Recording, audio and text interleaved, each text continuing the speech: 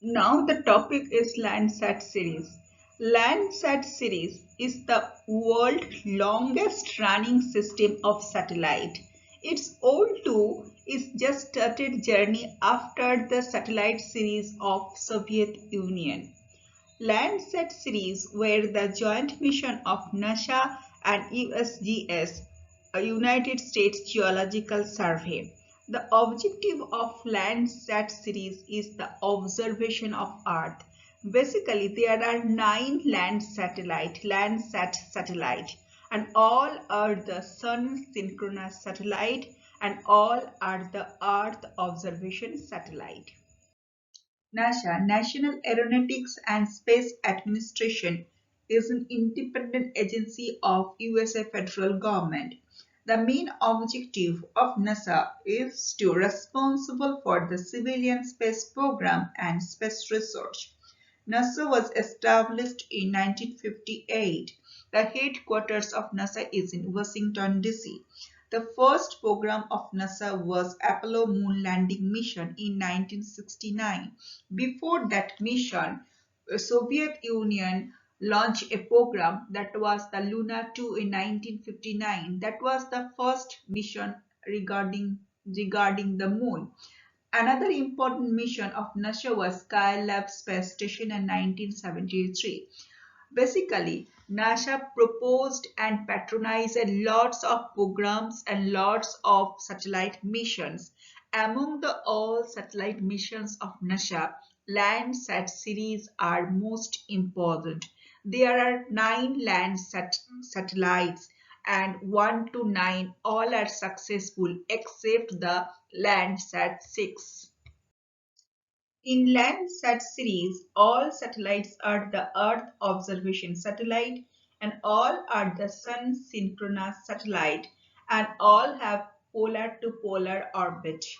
The purpose of all Landsat series are specific, but main objective of all Landsat series is to acquire space-based image of the Earth's land surface, providing the data that serve as a valuable resource for the land use, land changing research, all these things.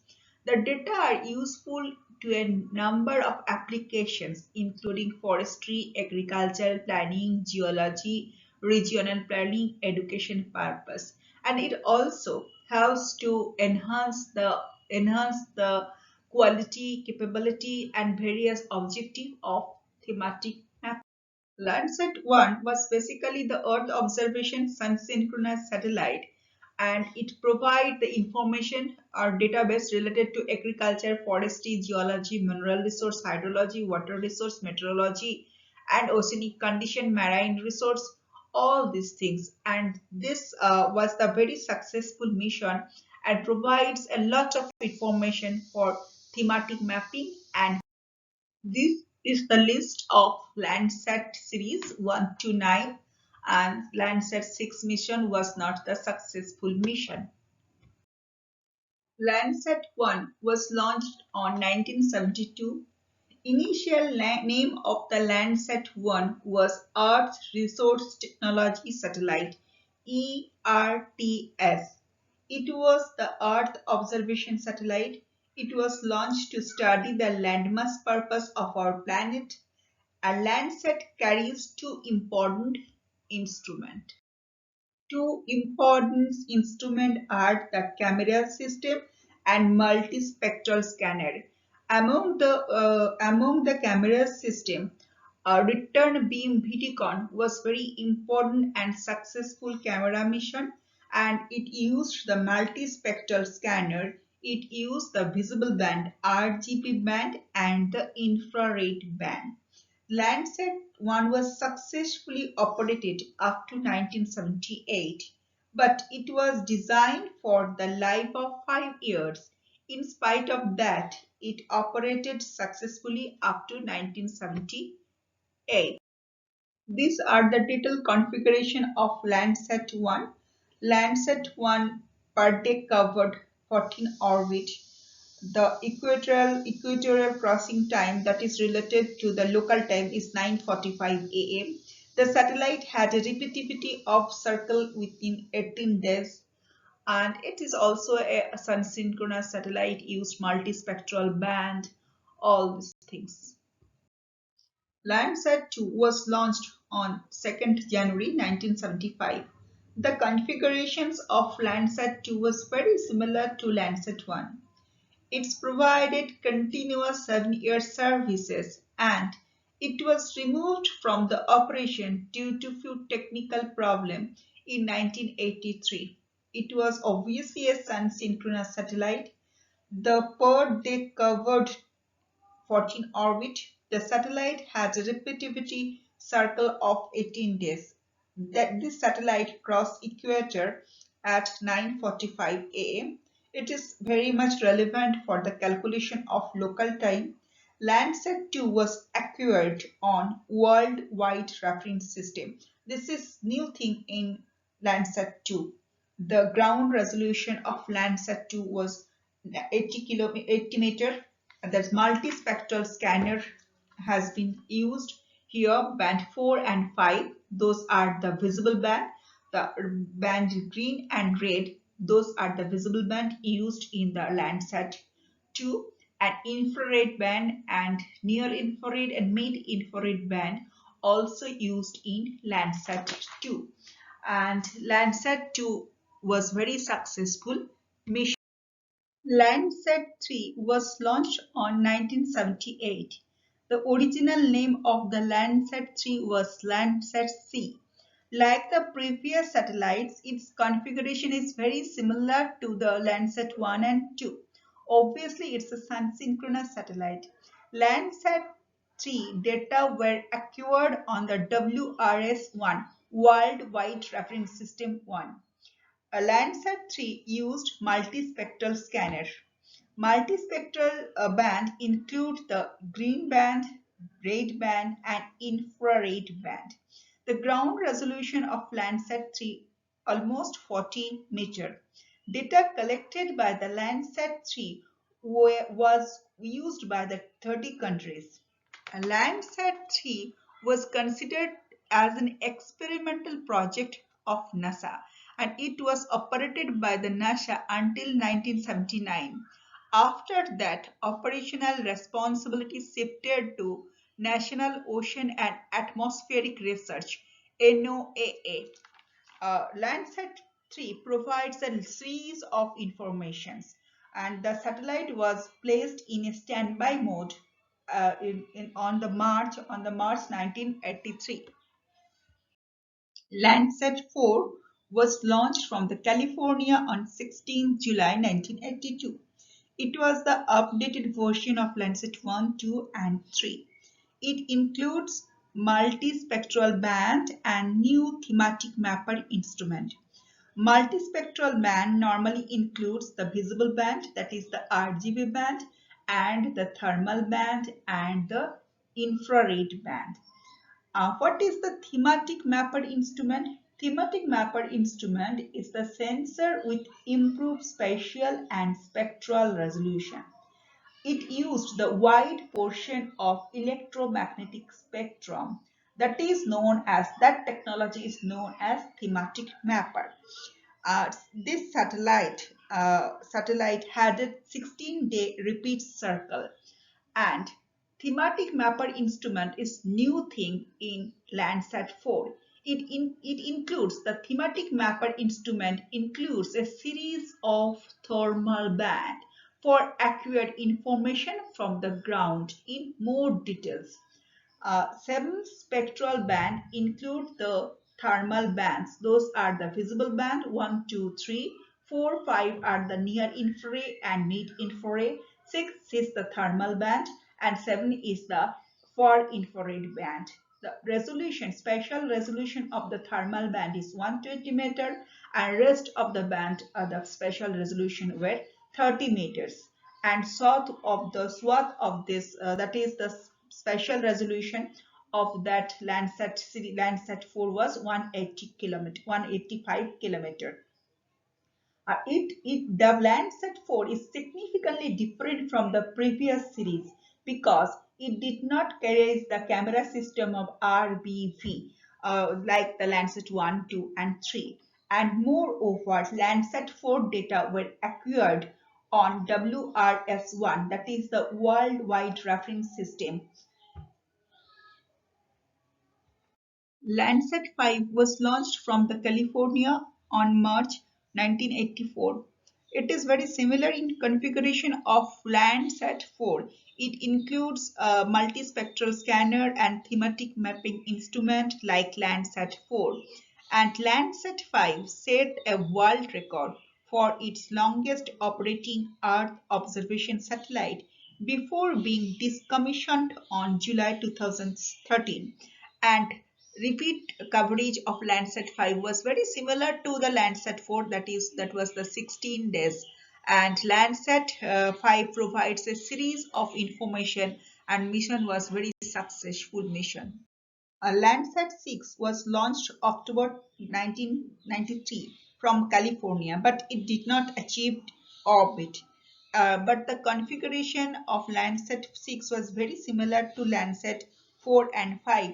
It carried the enhanced thematic mapper, improved version of instrument, and it also includes the 15 meters Panchromatic Band. In spite of that, this mission was not a successful mission. Landsat 7 was launched from the California on April 1999. It is very sophisticated and advanced technologically equipped satellite missions. Landsat is still working. Landsat 7 includes the Enhanced Thematic Mapper Plus instrument, that is ETM Plus, and Whisk Broom scanner and Worldwide Reference System 2. Landsat 7 is Sun-synchronous satellite with an altitude of 705 km. The temporal resolution of Landsat 7 is 16 days. From Landsat 7, we can get the 3D views of the Earth's surface, and we can get the color images with 3D views of the Earth's surfaces. Landsat 7 was very sophisticated satellite and still working, but in 2003 there was a minor failure. That failure is known as scan line corrector failure, SLC, scan line corrector. Due to that failure, there was a gap of the data series, there was a gap in the image series of Landsat 7. In spite of that, Landsat is still is useful, and all the data that recorded or collected after 31st March 2003 are all relevant and still useful. Enhanced Thematic Mapper Plus is special configuration of Landsat 7. What is Enhanced Thematic Mapper Plus? That is the technology. It was a technology that is very efficient instrument for the studies of global changes such as land cover monitoring throughout the world, design of the large scale map area, all these things. The thematic mapper plus, rather enhanced thematic mapper plus, includes the 8 spectral band with diversified resolution. It includes the visible band, that is RGB, and out of visible band it includes near infrared, shortwave infrared 1, shortwave infrared 2, and also includes the mid infrared and panchromatic band. It has 8 bands, and technical configuration was very much sophisticated in the case of enhanced thematic mapper plus, and uh, temporal resolution of ETM is 16 days, and swath of the ETM is 183 kilometers, and spatial resolution is also very high. In the cases of others band, except the thermal band, spatial resolution is 30 meter, and thermal band, in the case of thermal band, spatial resolution is 60 meter, and in the cases of panchromatic band, the spatial resolution is 15 meters. So enhanced thematic mapper plus is very sophisticated configuration in in the Landsat 7, and from that band we can get 3D and colorful image from the Landsat 7. Here the 8 band of Landsat 7: blue band, red band, green band, near infrared band, sort of infrared 1 and sort of infrared 2, pan band. All those are 8 band included in the Landsat 7 in Enhanced Thematic Mapper Plus.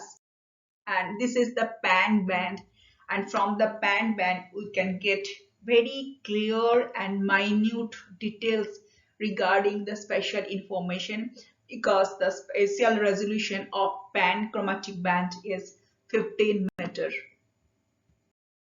Whisk boom scanner is the main and important attributes of Landsat 7. It's just like a spotlight sensor. The Whisk Broom scanner normally used in passive remote sensing. In passive remote sensing, the sensor sends a beam or signal to the Earth's surface just perpendicular to its position of the optical cameras and through the single detector. Suppose this is the row, this is the row, this is the swath, and swath is segmented into the few part. Suppose this is the whole area coverage. Suppose 1 meter by 1 meter. This distance is known as swath. So swath, and this swath is segmented into the few part or pixel. And within the pixel zone, within the pixel zone, and this pixel zone is just perpendicular to or the opposite location of optical cameras of the sensor, and in a passive remote sensing and send a signal or the beam, and it reflected by the single detector, and that type of scanner is known as whisk boom scanner. Let's have a look of a Whisk boom scanner. So here the scanning area followed by the single detector by the optical cameras, and just like the spotlight system, this is very precise. This scanner, this type of scanning provides very precise and vivid information about the Earth's surface. The Landsat 7 has up to 8 bit of radiometric resolution. And in the cases of gray image or pan image, it's up to 256. Worldwide reference system 2 is very important configuration of Landsat 7. A worldwide reference system is the global system that catalogs Landsat data by row and the path number.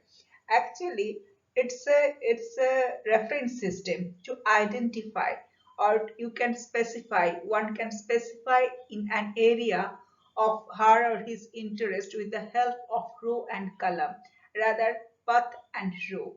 Worldwide reference system is a global catalog or the notation system of Landsat data. Landsat 1, 3 and 2 followed reference system 1, and Landsat 7 and 8 follow the worldwide reference system 2. It's a global indexing system for the Landsat data only. It's developed by the Canada. Worldwide reference system is used to identify the path and the row of each Landsat image. Let's have a look the worldwide reference system. Here the descending line, those are the descending line. Those are the descending line. Descending lines are called as a path.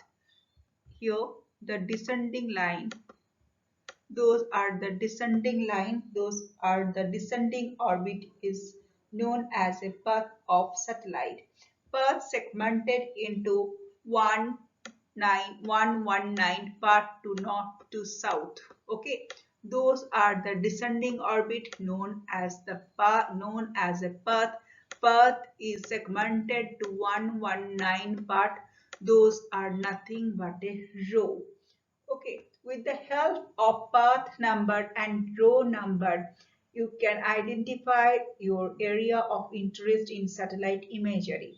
Suppose we can take an example of row and path. In worldwide reference system, row refers to the latitudinal center line Suppose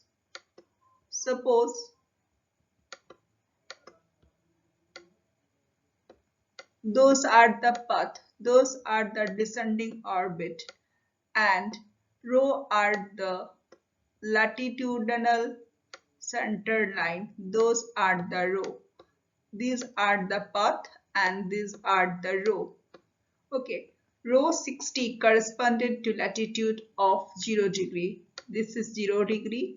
According to worldwide reference system, 0 is correspond to latitude 0 degree or the equator, and it's then from the equator it's 60, then it's decrease towards north and south as a 59, 58, so on, and it continues up to 80 degree north and south, and the value of the 80 degree north and south is 119.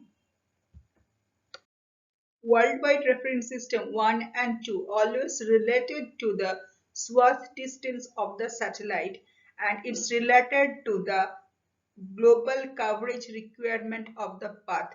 Suppose multi-spectral scanner with Landsat 7 had a swath width of 180 kilometers, and it requires for the global coverage 251 path.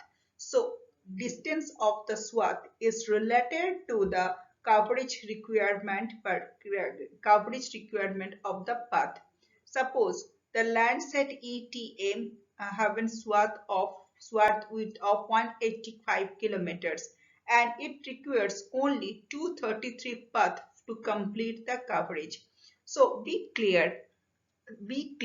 Suppose those are the descending line, those are known as a path, and this is segmented into the several parts up to 119 part. Those are known as rho.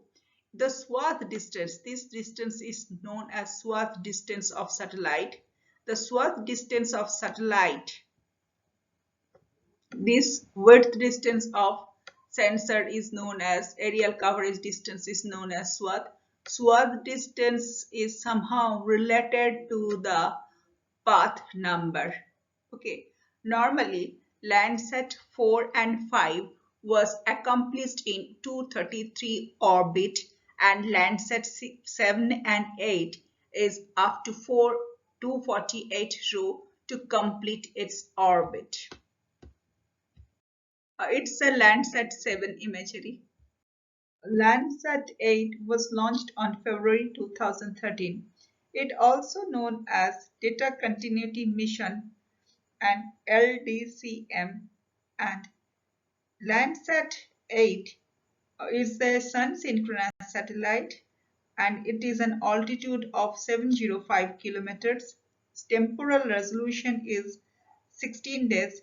Most of the configuration of Landsat 8 is very similar to the Landsat 7. Landsat 8 acquires about 740 images per day, and it used Worldwide Reference System 2. Two main attributes of Landsat 8 are the OLI, Operational Land Imager, and Thermal Infrared Sensor instrument. Those are the special attributes of Landsat 8. It's a Landsat 8 image. It's a Thames Estuary. It's imagery from OLI.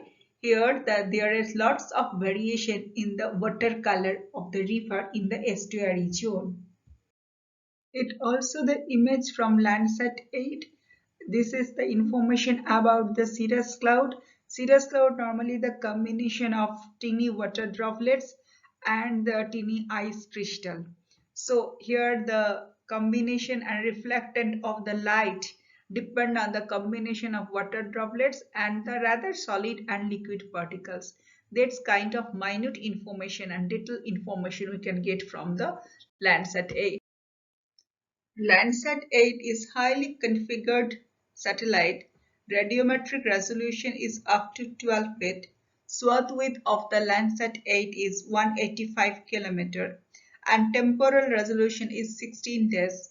And two important attributes of Landsat is OLI and thermal infrared sensor, and OLI band includes 9 channels, and it's it's also used the wide range of electromagnetic spectrum.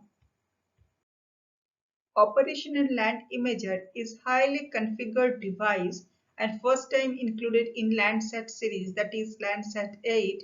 It provides a lot of information about the urban center, farms, forestry and other land uses. In future, it will provide the information about the forest fire, landscape, and it will provide the 3D view and color imagery.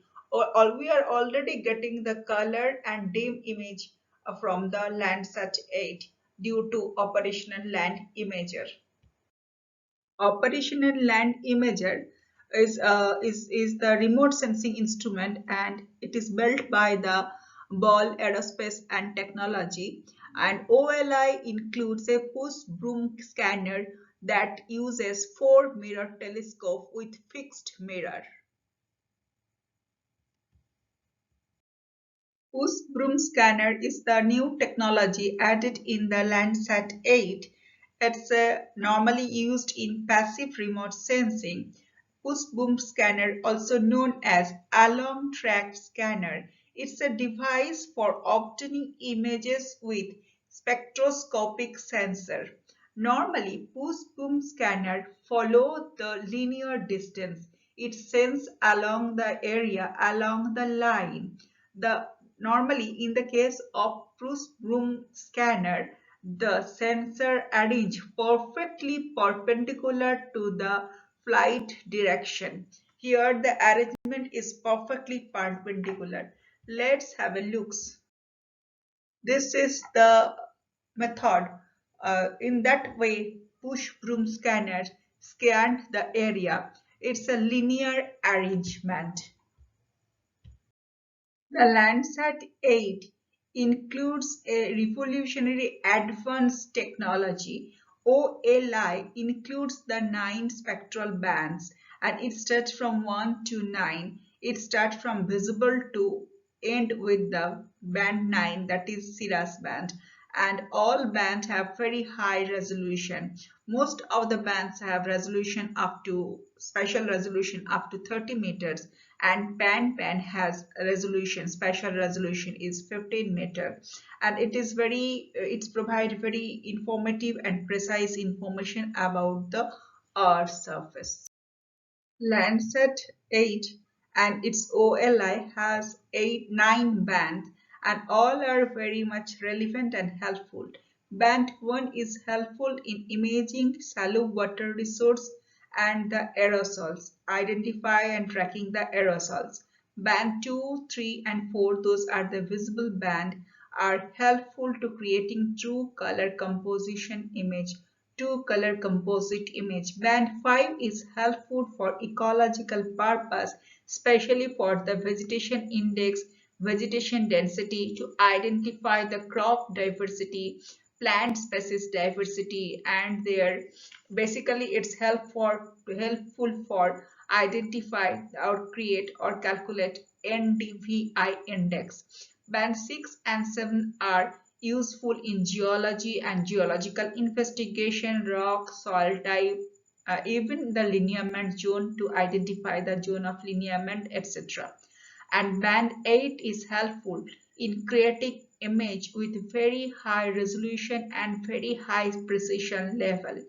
And 9 band is very important for the climatic condition, for the meteorological situation. It is used for detecting the different types of clouds, different patterns of cloud, different type of formation of clouds, even the composition of the clouds, the combination of the clouds, that is the water droplets and cloud droplets, all these things. The band 9, that is new in Landsat 8, it is also known as Cirrus Band. It's the name of a cloud. It's high altitude cloud composition with the ice crystal and with the water droplets and tiny cloud droplets. With the help of this band, we can identify the combination of clouds. And band 9, that is known as Cirrus Band, appears bright while most of the land surfaces appears dark. that the combination and contrasting to show the cloud pattern, cloud combination, helpful to identify the meteorological condition and climatic condition. And cloud-free atmosphere is containing the water vapor. That kind of information we can get from the band 9. NDVI, Normalized Differences Vegetation Index. It is the method to quantify the greenness of the vegetation, and it helps to know the status of the vegetation, helps to understand the vegetation density, and it provides the information about the plant health. Normally, through the NDVI indexed,